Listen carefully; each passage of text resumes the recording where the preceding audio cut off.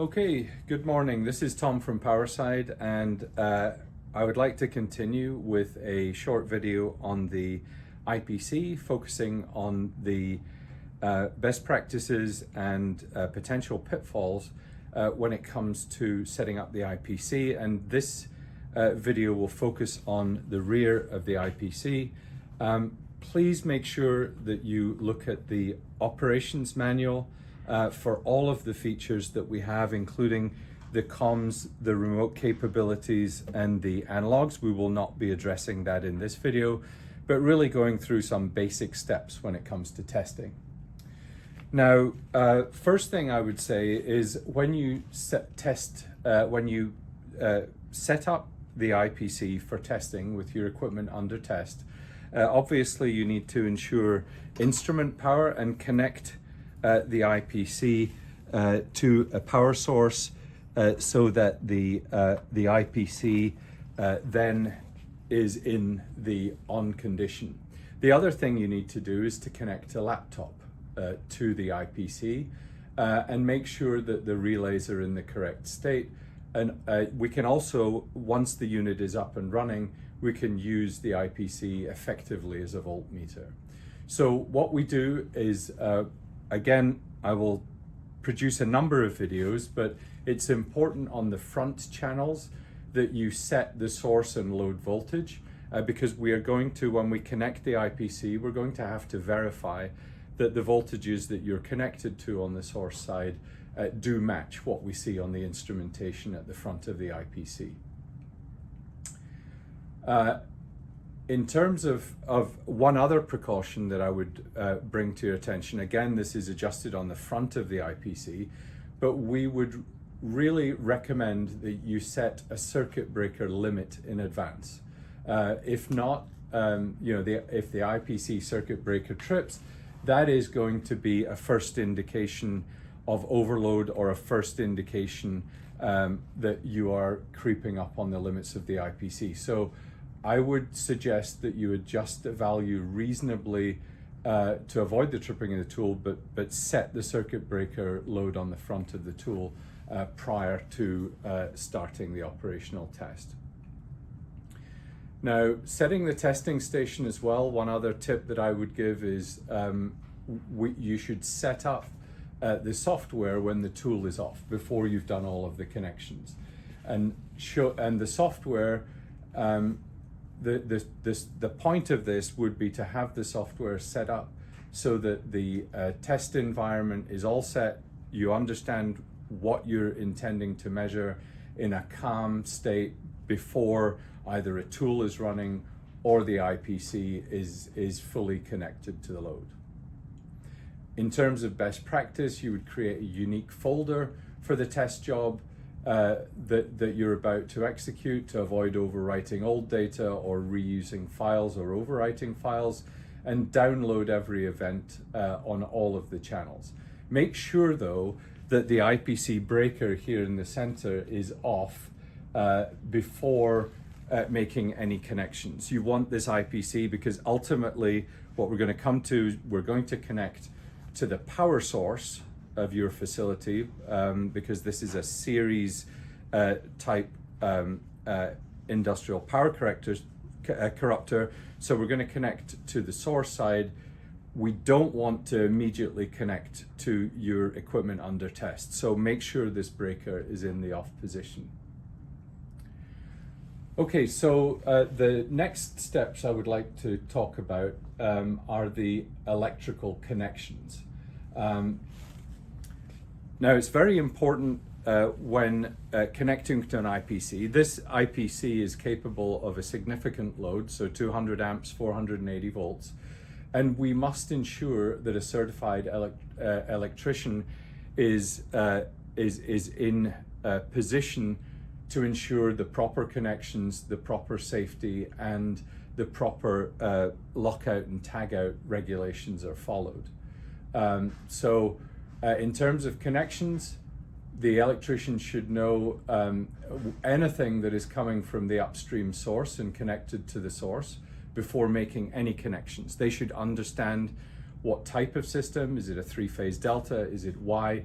The earth, and they should understand the panels upstream that are going to isolate. We need to make sure also that before any connections are made, that that you've verified that the power is off and that you follow appropriate lotto procedures. And not only should you just take word for the breaker being closed, but you must use a voltmeter to verify state as well. So ensure that there's a multimeter, ensure before starting connections that you have properly validated not only lotto, not only followed your own safety procedures, but ensure that the state is well known and is verified through a voltmeter. Earth connections. Earth connections are extremely important. If we look at the IPC connection on the source side, which is this to the left, this is the source block. It's important from a safety perspective to ensure that the earth connection is always the first to connect, and when disconnecting, it's the last to disconnect. This is, again, just good practice, and your electrician should certainly be in line with that. We should show on also on the panel on the front at the point of energization that the state is verified, and that you also have a second method of verifying your voltmeter, which could be indeed the panels on the front of the IPC. So again, ensure lotto, ensure that the source side connections are made. Do not energize until we follow the next few steps. If we then look at the other side of the IPC, we're then at the load side connections. And again, it would be recommended that you would first connect the earth, and then the earth connections would be the last to be disconnected when you stop the test and break down the unit. One thing that I would like to point out is the connection torquing process. If you look at the operation manual, we have torque specifications, but I think simply one area where we would recommend caution and we would want you to focus on is in making the source or load connections and using the torque tool to nip down on whether it's stranded or solid cable. Use a progressive method to ensure that you get clean entry of the cable and proper insulation up to the connection point. The other is gently nip down on the cable, ensure that you have proper contact. Then perhaps while the power is off, manipulate the cable to ensure that you've got settling, and then go at it again. Do not just heavily torque large cables without proper precaution, because the connectors can be stripped if they're not handled properly, and that unfortunately would involve returning the unit for repair, which we want to avoid at all costs. So torquing, if in doubt, follow the specs, but I think as a general process, slowly creep up on nipping down the cables. Make sure that there are no strands between, obviously, the terminals. Follow good practice, and just ensure that there's a proper and tight friction connection into these appropriate three-phase neutral and earth connections. So moving forward, we do also have terminal block reducers for smaller wires. Those come in the IPC kit. So again, if you're using small connectors, use the reducers. It will ensure better connection. It will ensure a more secure wiring system, and follow those guidelines when it comes to connecting the IPC, both on the source side, which once again is on this left side, and on the load side, which is where the proper phase cables, and ensure that they are properly identified, they go out to the equipment under test. Now, before you energize any of the sources, in other words, before you close this breaker, you need to have an EMO in place. You need to have, it needs to be compatible with the interface with the EMO circuit before you energize. If they're separate EMO buttons, see the manual. Again, go back to the operations manual, but we must have a proper procedure in place that once you energize, if there is an issue, that you have in advance a process, a safety process in which to follow. Now, once we're all connected at the back, once we've validated the state of the source at the back of the IPC and at the front of the IPC, we would be ready to energize the source, remove the LODO, and first step would be to power the source side. In doing so and in powering the source side, again, please follow your local requirements for safety PPE while doing it.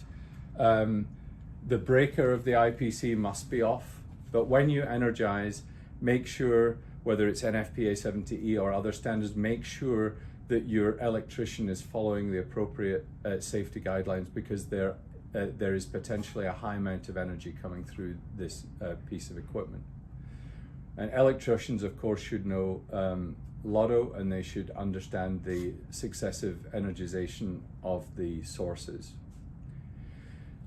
Double check in the front channels. There are adjustable channels in the front, which we can go through in an additional video, but verify that the front channels do read the source volts, and use a voltmeter at the back once you have energized to verify that what you see in the front metering of the IPC, what you see with a multimeter at the rear of the IPC, and what you know as your system all coordinate or all show appropriate values. Once we have done so, then the multimeter effectively reference is validated by the IPC numbers as giving reasonable data. That confirms the source reading, and on the load side, we confirm also that the circuit breaker is open. This also can be used as a process to demonstrate that the connections are correct and the source is appropriate without load. The neutral to earth effectively you can confirm is 0. We can show a video and a subsequent video, and then we're ready to turn on the load when the circuit when the circuit breaker is then closed. Okay, so for the next step, let's talk about turning on the IPC breaker to energize the load. So your source is validated, you validate it with a multimeter, your instrument power is on, you can read on the appropriate dials, you've set your circuit breaker rating in the front. Now it's time to allow power to pass through from the source side of the IPC to your equipment under test. Understanding that you've properly validated the connections on the load side.